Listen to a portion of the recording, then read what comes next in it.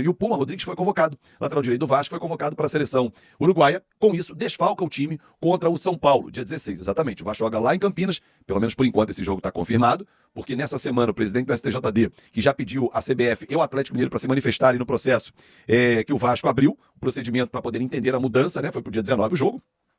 Então vamos ver se esse jogo vai realmente acontecer 16 e se é a semifinal, mas por enquanto está marcada para o dia 19 de outubro. Bom, eu abri o vídeo pedindo para você, vamos fazer uma reflexão? E eu convido você agora para ir comigo até o final fazendo essa reflexão do que está sendo a temporada. Vamos fazer um túnel do tempo do que aconteceu nesse ano até agora. A gente começou numa grande expectativa, ficamos na primeira divisão, o Alexandre Matos chegou, o retrospecto dele nos clubes por onde passou era excelente, de grandes contratações, e as contratações que ele trouxe foram questionáveis, e muitas questionadas com muita razão. Vendeu o Gabriel Peck, vendeu o Marlon Gomes, vendas que eram necessárias, na minha visão, os valores divulgados, vendeu bem, só que a 777 começou a atrasar o planejamento e começou a não cumprir com o que estava em contrato. Estou encurtando a história só para a gente relembrar. O presidente Pedrinho veio, entrou na justiça, tirou da sociedade 777. A gente está vendo pelo mundo o que está acontecendo, está vendendo inclusive o Genoa, botando as ações, a IKEP assumiu e está nessa negociação com o Vasco para poder encontrar um comprador. No meio disso tudo, o Vasco utilizou a segunda janela para reforçar somente o Coutinho. O Maxime Domingues ainda é uma incógnita. Gostei do jogo dele sábado, algumas pessoas não gostaram, eu gostei, vejo o futuro nele. Emerson Rodrigues ainda não me disse ao que veio. Souza Alex Teixeira da mesma forma. Foi uma janela muito fraca que o Vasco fez. Até por conta dos recursos que o presidente Pedrinho não teve à mão. Ok, mas vamos pegar o retrospecto. Saiu o Ramon Dias, entrou o Rafael Paiva. O time classifica na Copa do Brasil. Vem o Boina, o Álvaro Pacheco. Toma uma sacolada do rival.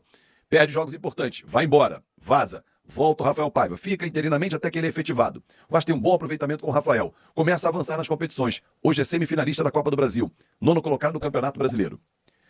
Chegamos em outubro, torcedor. Se a gente olhar para trás, 1º de janeiro até hoje, 7 de outubro, a temporada é para jogar fora? Ela não presta? Será que é terra arrasada? Pô, Fábio, mas a gente perdeu pontos importantes em casa, Criciúma, Bragantino, Juventude, sábado. Perfeito. Mas vamos olhar a temporada toda. É para ser terra arrasada? Tem certeza disso? Ou dá para a gente olhar e falar assim, caramba, estabilizados dentro da zona de classificação para a Sul-Americana, mais 70% de chance de alcançar uma competição internacional, 5% a chance de chegar a uma Libertadores, foco na Sul-Americana, nem se fala em risco de rebaixamento, 1 a 2% mínimo, semifinalista da Copa do Brasil, com reais condições, jogamos em casa com apenas 1 gol, vamos levar para pênalti, 2, liquidamos o Atlético Mineiro dentro de casa e o torcedor vai fazer um apoio fantástico, estarei lá transmitindo em São Januário. Tem certeza que a temporada é para jogar fora, torcedor? Tem que mandar embora todo mundo? Aí você vai dizer assim, pô, Fábio, mas você na transmissão, você se exalta, você se revolta, reclama, xinga. Eu faço o que você faz. A minha transmissão não é nada diferente do que você tem como reação de torcedor. Algumas pessoas, são poucas, ainda não entenderam, talvez pelo cognitivo, não ser tão avançado para entender assim, cara, a linguagem mudou, ele está falando a minha linguagem. Agora, quando eu digo, fulano hoje não pode ser titular do Vasco, fulano hoje não está à altura do Vasco, não estou dizendo que o fulano, escolha o fulano que você queira, não pode ser jogador de futebol, ele não encaixa no Vasco e não tem vaga no Vasco. Ponto. Agora, achar que a temporada acabou, que o Rafael Paiva não presta, que o Michael não presta, que o Léo Pelé não presta, que o Piton não presta mais, o Paia tem que mandar embora. Calma, torcedor. Faltam 2 meses para acabar o ano. Em que posição o Vasco vai terminar o Campeonato Brasileiro? Vamos à final da Copa do Brasil? Mas se acabasse hoje, Vasco eliminado na semifinal da Copa do Brasil, 9º colocado brasileiro, vai para a Sul-Americana ano que vem. Qual avaliação você faria? Ano perdido? Jogado fora? Ou houve evolução? Ou você diria o seguinte, cara, imagina se o Pedrinho pega desde o início, consegue com recursos montar um grande time, o Vasco não poderia ter ido mais longe? Mas na Copa do Brasil nós estamos indo muito longe, muito além do que qualquer um de nós projetou no início do ano. Ou não? Pense. Vamos falar do Vasco, vamos trazer alguns pontos da entrevista do Rafael Paiva, até porque a gente está tirando o que a gente julga ter sido o mais importante que ele falou. Então vamos lá, o Vasco jogou muito mal. O Vasco fez talvez uma das piores partidas sob o comando do Rafael Paiva. Ele explicou na coletiva que precisava rodar o elenco, tem jogador mais desgastado, tem jogador que ele precisava observar, como o Máximo Domingues, né? Que para muitas pessoas não foi tão bem assim. Ele explicou, o Rafael Paiva, que ele sentia um pouco o jogo, o estilo brasileiro, que é diferente do estilo europeu. E ele falou da importância do Vasco ter que voltar a vencer no Campeonato Brasileiro.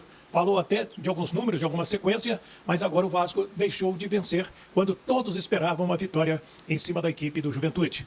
É um campeonato muito cruel, né? Porque a gente ficou em um momento com 4 vitórias seguidas, depois a gente ficou 6 jogos sem vencer, sem perder, 6 jogos sem perder.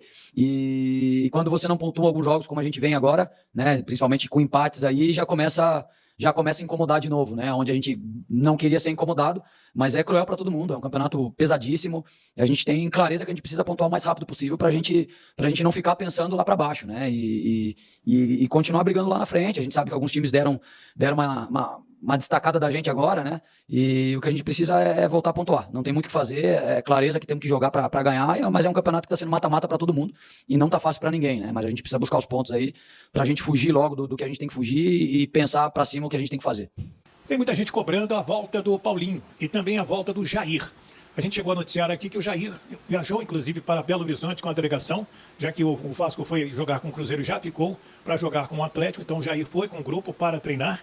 E o técnico vascaíno, né, ele fala agora para a gente dessas questões, das dificuldades que o Vasco encontrou na partida contra o Juventude e das voltas de Paulinho e de Jair, nos atualizando sobre esse tema. A gente tentou ter mais jogadores por dentro, né? Para a gente tentar controlar um pouco mais o jogo com a posse de bola. A entrada do Maxim é um jogador que controla bem o ritmo do jogo. Acho que a gente não conseguiu como gostaria, né? Controlar o jogo de novo. O Juventude não deixou a gente jogar, né? Pressionou o tempo todo, causou muita dificuldade pra gente, mas a gente esperava controlar um pouco mais o jogo com a posse pros jogadores que a gente tinha, né? Paê, Maxi, Hugo, Esforza, e a gente não conseguiu controlar como gostaria, né? Tivemos dificuldade para transitar para frente. E o fato de ter tomado o gol muito cedo também tirou um pouco a nossa paciência, né? Nossa tranquilidade de tentar construir.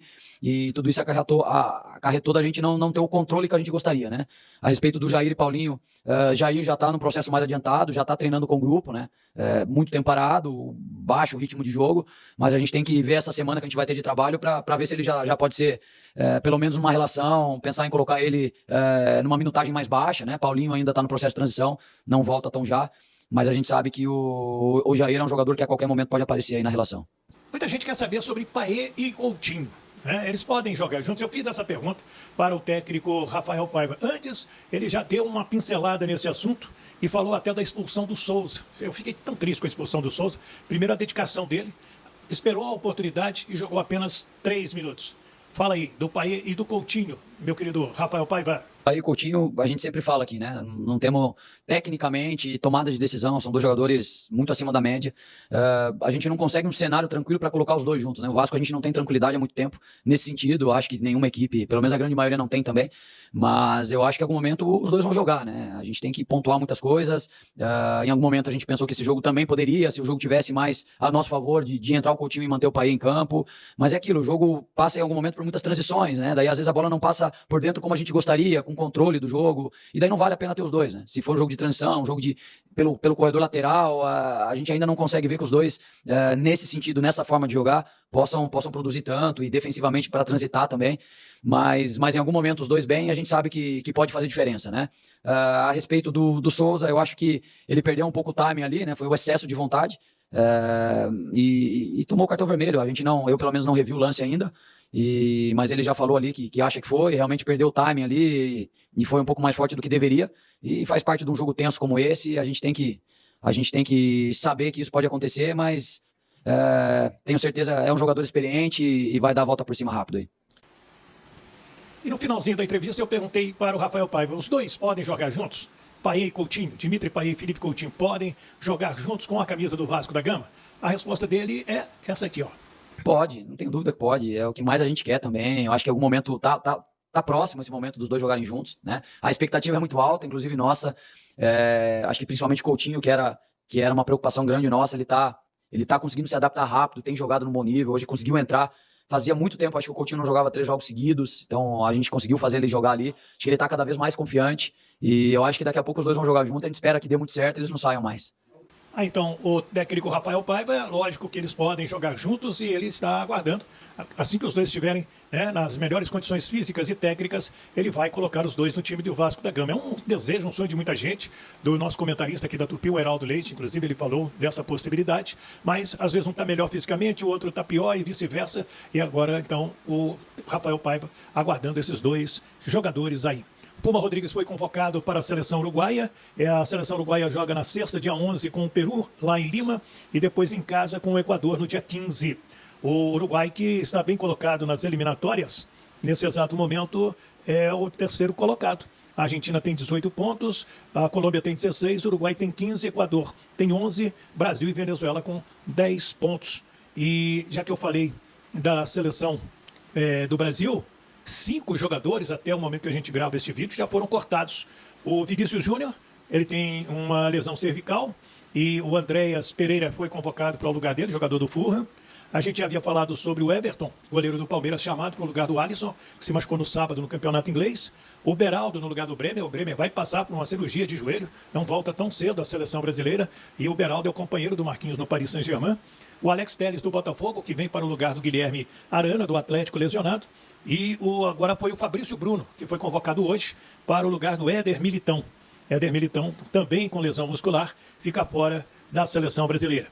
30ª rodada do Campeonato Nacional, depois das datas FIFA, quarta-feira, dia 16 de outubro, vão jogar São Paulo e Vasco, esse jogo 9h45 da noite, esse jogo em Campinas, não é no Morumbi, tem um evento no Morumbi, esse jogo é em Campinas. Na quinta-feira, dia 17 de outubro, 8 da noite, tem o Fla-Flu. Na sexta, dia 18 de outubro, 20 horas, tem Botafogo e Criciúma. Esse jogo será no Maracanã. Tem evento também lá no estádio Newton Santos.